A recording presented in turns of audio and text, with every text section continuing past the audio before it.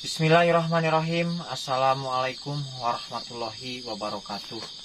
Selamat malam saudara-saudara, rekan-rekan, juga sahabat-sahabat Kang Jai dimanapun berada. Salam santun, salam hormat tidak lupa Kang diucapkan.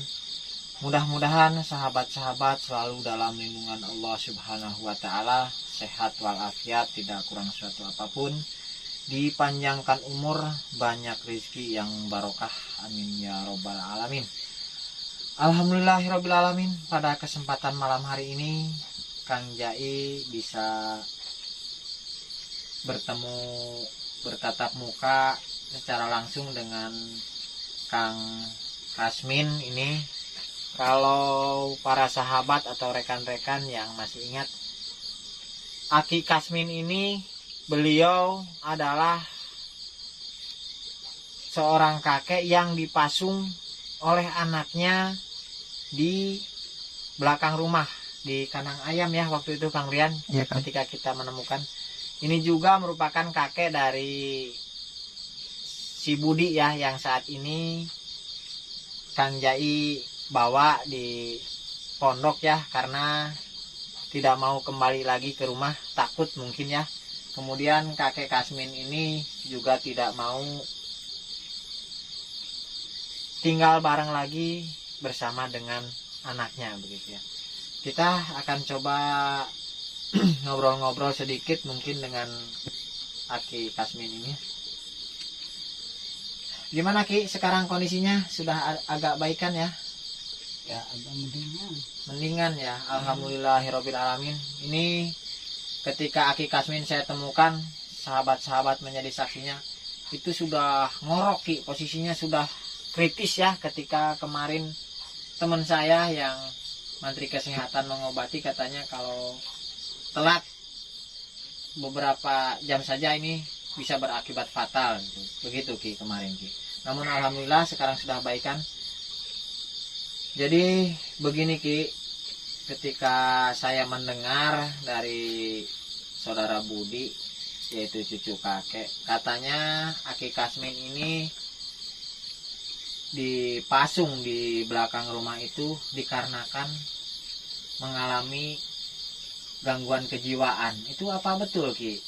Saya mah nggak sakit, nggak gila, rangol. Sadar Aki ya kondisinya, ingat ya? Ingat. Nah itu bisanya seperti itu kan oleh anak Aki sendiri kan begitu tega ya kalau menurut saya dengan cerita. Itu ada masalah apa sebenarnya Ki? Masalahnya mah dia ingin menghabisi harta Aki, mau dijual semua. Ingin menghabiskan harta. Iya. Sebagian udah dijual habis. Dia suka judi, main cewek, mabuk dia. Oh, jadi sebagian sudah habis. Jadi anaknya ini mungkin berperilaku kurang baik atau berperilaku buruk ya, suka bermain seperti itulah, judi dan sebagainya mungkin ya, mabuk-mabukan juga mungkin ya Ki ya. Padahal kan sudah berumah tangga. Itu istri yang kedua berarti ya, ibu tirinya si Budi ya Ki ya, yang tinggal bareng dengan anak Aki.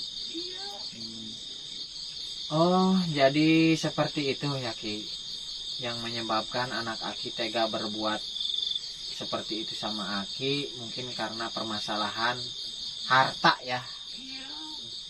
Nah itu sekarang yang menjadi pokok utamanya, dia minta apa Ki? Minta surat tanah lagi. Surat tanah ya. Surat tanah kebun atau sawah Ki? Kebun yang di sini. Kebun sama sawah ya. Jadi sahabat-sahabat juga rekan-rekan, kenapa seorang anak tega mengasingkan ya dalam tanda kutip Aki Kasmin ini dipasung? Karena anak tersebut meminta surat-surat sawah dan tanah untuk dijual, mungkin seperti itu ya Ki ya. Oke baik Ki. Alhamdulillah sekarang kondisi Aki sudah semakin membaik.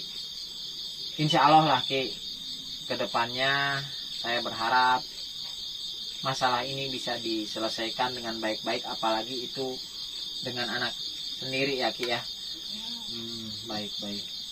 Nih terkait si Budi Ki, itu sementara saya titipkan dulu di pondok ya, bukan apa-apa karena ketakutan, karena Budi yang melaporkan ke saya akan kejadian ini begitu Ki. Saya sekalian nitip surat tanah saya, kalau mau titipin sama saya, bagus juga lagi sama anak saya. Nitip surat-surat tanah Iya, sama sawah. iya, Itu nitip ke saya atau sama Budi? iya, sama kamu Sama saya. dijual. Jadi Aki takut sawah dan tanah Aki dijual oleh anak Aki begitu ya? Iya, Masya Allah. Jadi Aki masih menyimpan surat-surat tanah itu? masih ini di APS. Oh di sini? Iya, tuh yang putih itu 2 lembar. Oh yang ini? Iya.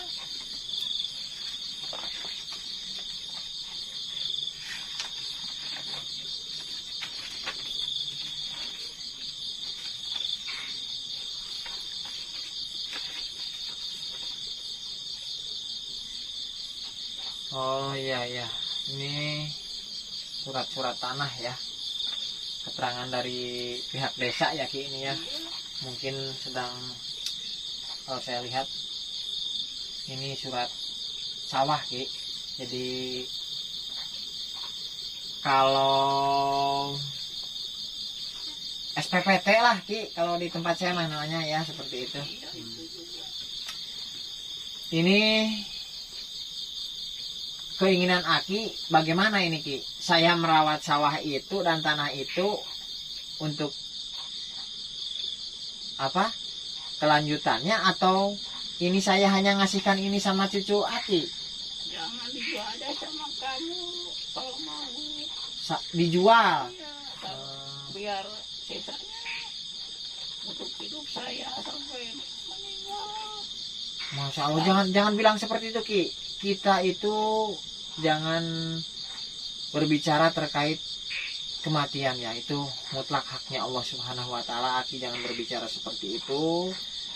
Intinya saya mungkin kalau berusaha untuk membeli sih, saya saat ini jujur saja Ki, saya ini bukan orang kaya, saya pun tidak banyak uang.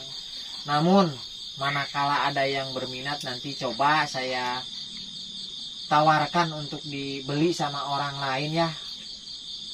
Kalaupun saya orang kaya mah nggak akan lama-lama, saya belilah begitu ya.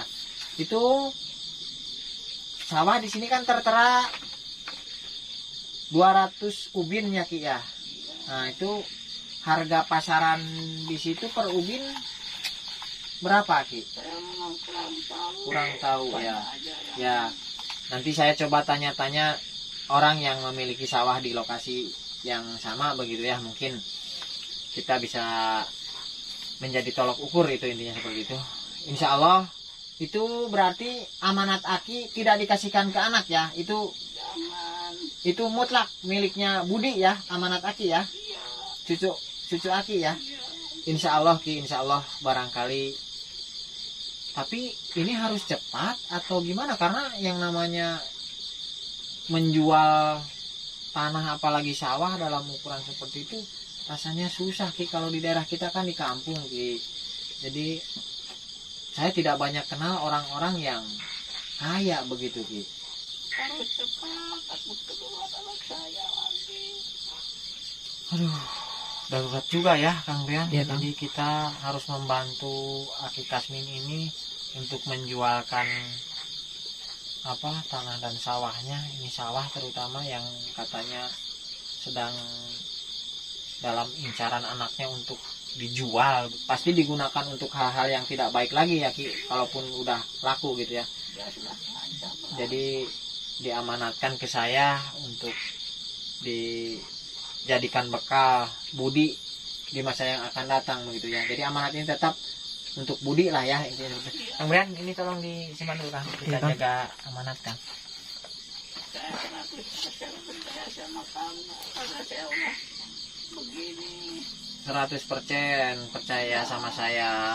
Jadi karena keadaan Aki sudah seperti ini. Ya, Tapi yang jelas jangan percaya 100% sama saya Ki. Percaya itu sama Allah Subhanahu wa taala. Yakin Ki, ini semua pasti ada hikmahnya buat Aki begitu ya Ki ya. iya.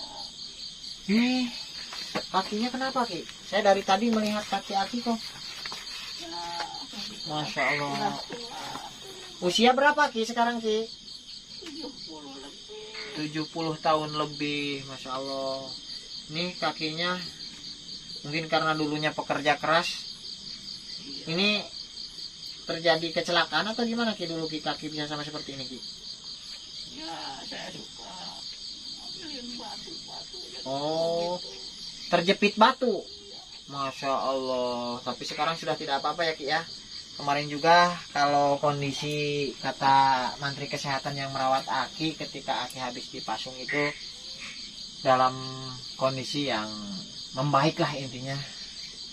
Yang penting Aki sekarang banyak-banyak istirahat. Nanti mungkin jangan banyak aktivitas dulu Ki di sini. Tapi saya khawatir begitu ya. Jadi anak Aki nyusul ke sini gitu. Yang saya takutkan seperti itu. Nanti kalau bisa mungkin Aki ikut saja dengan saya lah, tinggal aja dulu di pondok sambil istirahat, nanti nunggu perkembangan selanjutnya begitu Ki. Kalau menurut saya itu yang saya sarankan sama Aki gitu. Saya takut merepotkan. Tidak apa-apa Ki, saya tidak merasa direpotkan, insya Allah.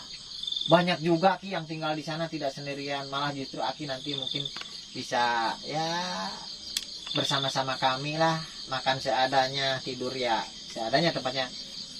Yang penting Aki aman lah gitu prinsipnya Ki kamu saya.